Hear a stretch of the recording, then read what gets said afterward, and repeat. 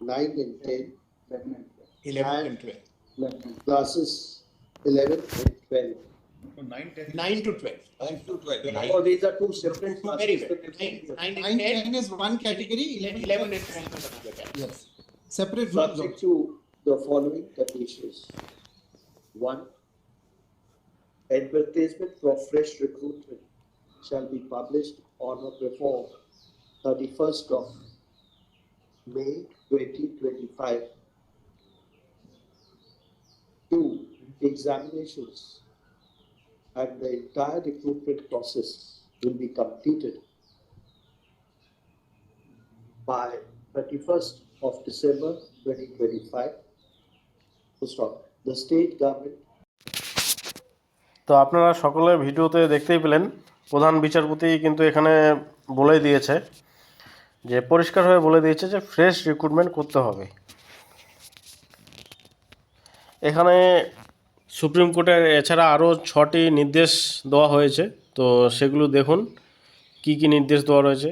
এখানে বলা হয়েছে যে দাগি নন এমন শিক্ষকেরা স্কুলে যেতে পারবেন, অর্থাৎ যারা মনে করুন যে দাগি নন তারা কিন্তু 26,000-এর মধ্যে যে সমস্ত শিক্ষকরা দাগি নন, হ্যাঁ, মানে চিহ্নিত অযোগ্য বলে যারা এখনও মানে যোগ্য অযোগ্যর তালিকায় এখনও চিহ্নিত হননি, মানে এখনও 100% যাদের দাগি হিসাবে চিহ্নিত করা যায়নি তারা কিন্তু স্কুলে যেতে পারবে।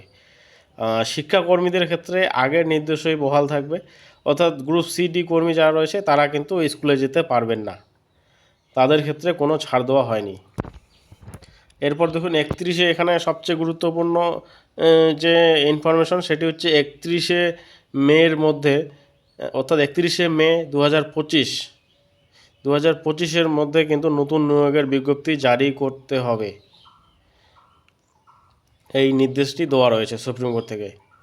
আবার একটা নির্দেশ এর পরেরটা দেখুন, 31শে মের মধ্যে আদালতকে হলফনামা দিয়ে জানাতে হবে এসএসসি এবং রাজ্য সরকারকে, সেই নোটিফিকেশনের নতুন যে নোটিফিকেশন বেরোবে তার হলফনামা দিয়ে আদালতকে জানাতে হবে।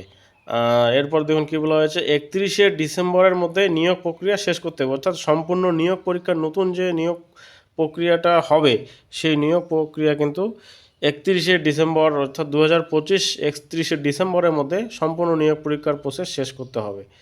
বেঁধে দেওয়া সময়ের মধ্যে কার্যকর না হলে এই নির্দেশ তুলে নেবে আদালত, অর্থাৎ আদালতের যে নির্দেশ দেওয়া রয়েছে সেই সময়ের মধ্যে যদি মনে করুন যে সম্পূর্ণ প্রসেস করতে না পারে সেক্ষেত্রে কিন্তু রাজ্য সরকারের বিরুদ্ধে স্টেপ নিতে পারে আদালত। তো সকলেই চ্যানেলটা সাবস্ক্রাইব করে রাখবেন,